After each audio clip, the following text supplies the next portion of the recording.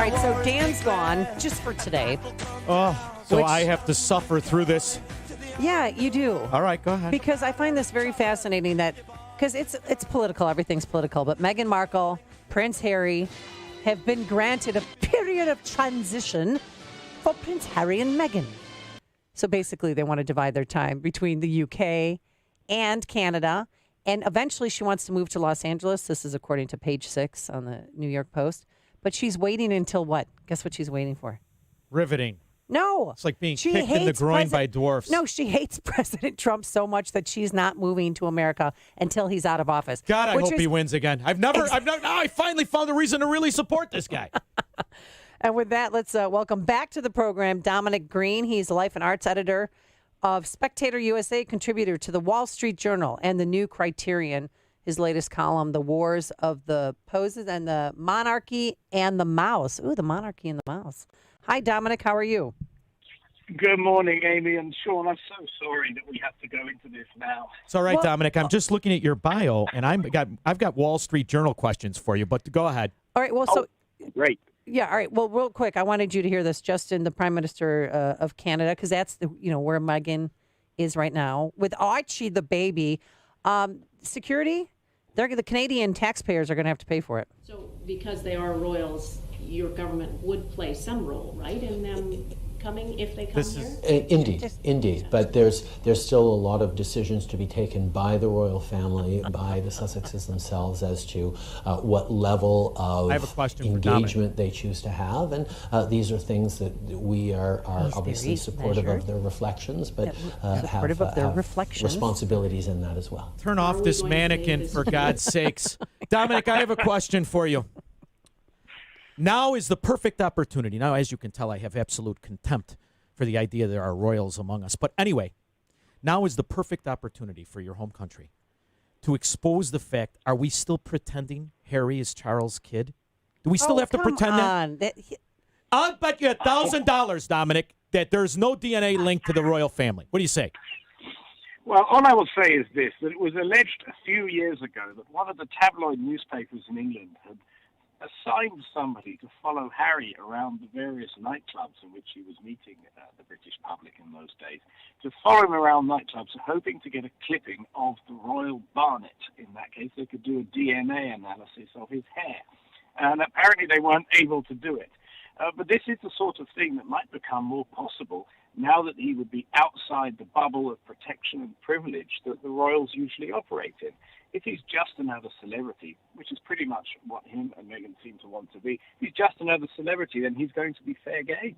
So, but if they eventually move to L.A., which I think is the end game, are our tax dollars going to have to go to their security while they're here in the States? Well, somebody's going to have to pay for it, and it's a very good question. I mean, we have two slightly soiled royals available to export. That's a great name for a boat. Canadians, they seem to think it's a good deal, so fair enough. It has been suggested that Harry could be appointed Governor-General of Canada. This is precisely the kind of thing he's trying to get away from at home, which is standing around in a daft uniform, shaking hands and being polite. The only problem really with the Los Angeles thing, and of course I do believe it because Meghan, her whole career is aiming at LA. The only difficulty is that the Inland Revenue Service may have other plans, because if you take up residence in LA, you're going to be taxed. And one of the reasons that the Queen this week said she wanted this whole business sorted out and to have a serious plan for how it's going to happen is the last thing Her Majesty wants in her 94th year is the gentleman from the IRS turning up at the gates of Buckingham Palace, waving the old brown envelope and asking to see her bank statements. As you watch this, now He lives in London. You live there. Are you surprised at today's society and their acceptance and tolerance for the notion that there are, in fact, royals?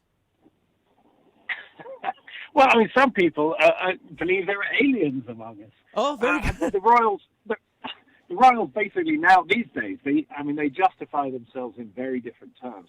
They used to say, I'm the king because God made me the king. Now they tend to say, I'm the king because it actually brings in a lot of revenue and it's good for tourism and it's good for the profile. In other words, they justify their position by saying, we are the kind of celebrities from which everybody benefits. And by doing that, they've had to maintain their presence as celebrities. And it's 50 years now since they invited the cameras in. And, of course, this was covered in the recent episode of The Crown. Prince Philip had the idea, make a documentary, show the public we're normal people. And, of course, what the public sees is that they're all completely insane. They are a bunch of German aristocrats who by accident of marriage, wandered into somebody else's palace and are then doing a sort of lifelong costume drama play in which they pretend to be middle-class English people. So they're completely bizarre. They probably believe that they're normal. And we're stuck with them. That's the other thing, because about 80% of people in Britain at the moment are positively disposed. Really? So what does this period of transition mean? And do they get to keep their titles Duchess of Sussex? Yeah, well, this is a good question. We read these communiques from Buckingham Palace, like the Queen's statement this week. We read them in the way we used to study the messages that came out of the Kremlin during the Soviet period, or the statements that come out of North Korea. You know, what does it mean that the guy's filmed in the mountains on a white horse? Well, in this case, the Queen put out 6 sentences, and she used the word family 8 times, and it was seen as a very personal thing. This was a statement by any ordinary grandmother distressed at her family blowing up in public. On the other hand, what does period of transition mean? I mean, it could mean anything, and the difficulty is there are 2 things that they really want. The real money spinners that Meghan and Harry need if they're going to make this work. And number one, as you say, being called the Duke and the Duchess, because no one since John Wayne has been able to call himself the Duke. The other thing is they've got these even bigger, titles, which is His Royal Highness and Her Royal Highness. And, they weren't mentioned in that statement from the Queen. So your guess is as good as mine. Was the Queen hinting, like, if you don't play the game, we're going to only give you the lower value title? Or was she just feeling sad and personal, didn't want to be formal? If they can get away with the big titles, His Royal Highness, then they've really got something, because then, they have a little bit more of the magic. So I saw this coming as soon as he announced that they were engaged and getting married. I'm like, she's going to drag him back to Hollywood. She's not going to want to stay in London if she grew up, in that atmosphere. Her dad was a production designer, and I think her ultimate goal is to win an Oscar or Academy Award in acting, because that's her thing. But was there a riff where was Prince Harry and Meghan Markle being bullied by Prince William? Well, no, the whole headlines here was that they were bullying them. So what's really going on? Yeah, that's true. I mean, they put this stuff out. They're continually spinning, and it's not just them. All of the royal households are doing it all the time. Meghan's people are claiming that everyone was mean to her when she arrived. It's quite possible that William was a bit standoffish, not just because it's his job to be standoffish, but because it is, but also because if your brother or sister turned up with a new boyfriend or girlfriend from another country who they've known for less than a year, and they're saying, let's bring him into the family business, you might also have some reservations and maybe say, well, go slow, because that was the situation here. The royal family are very professional, devoted to their tasks, most of them anyway, when they're not going to nightclubs and taking backhanders. And so I can believe that they were a bit dubious about Meghan. Then again, there was a massive surge of public affection. When they got married, people lined the streets cheering. And the talk about, it's those racist, snooty Brits. All those people who were lining the streets cheering for Meghan and Harry when they got married, almost all of them were white. The royals live in suburban London, after all. So I think a lot of it is to do with a little bit of bitterness on the part of the British public at the way Meghan has been behaving. So aside from one pseudo-intellectual American Democrat destroying the royal family, which was harder for England to get over? The invasion of the 35 Vikings that were able to sack York, or the loss of the Revolutionary War? I'm curious.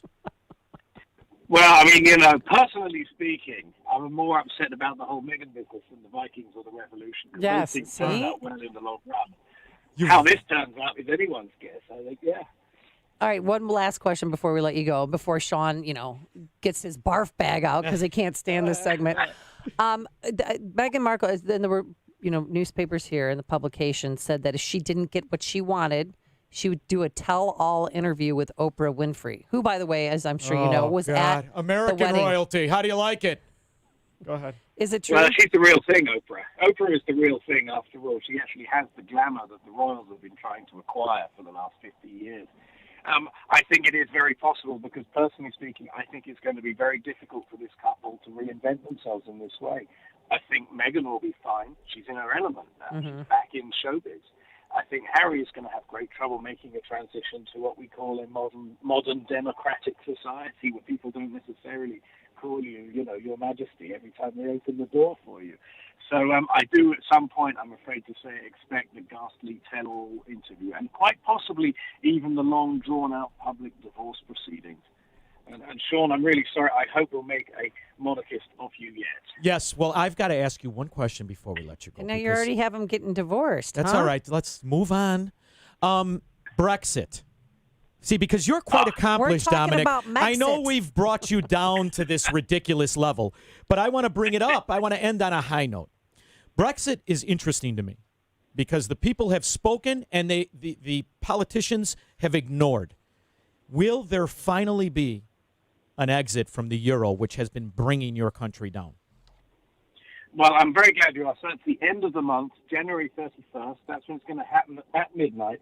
And I don't know if you've noticed Big Ben, the famous clock in London, has been silent for repairs. And they're actually planning now how to work out a way of making it work in time in order to ring at midnight on the 31st to celebrate our liberation from the European Union. What happens after that, of course, is the period of a year-long period of negotiations over the trade relationship between Britain and Europe.